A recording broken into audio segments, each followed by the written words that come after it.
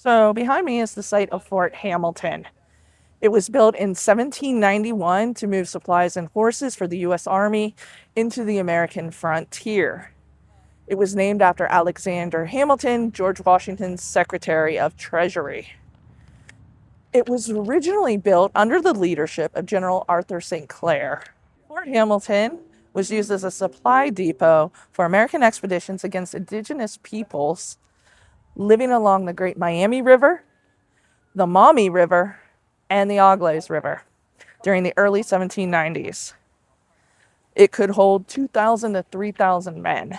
General Arthur St. Clair marched from here up to where modern day Fort Recovery is. There he had the Battle of the Wabash, and it's also known as St. Clair's defeat. It is the greatest defeat of a U.S. Army by Native Americans, 623 fallen Americans and 50 Native Americans. The Native American side was a tribal confederation led by Miami Chief Little Turtle and Shawnee Chief Blue Jacket. In St. Clair's defeat, St. Clair himself was wounded, and they limped back here to Fort Hamilton. No battles occurred here at Fort Hamilton, but because of scouting parties and raiding parties from the Miami Confederacy, 31 people died as a result of attacks near Fort Hamilton. St. Clair himself resigned his commission after his defeat. And then this area was taken under the leadership of General Mad Anthony Wayne. General Wayne added a stable area in 1792.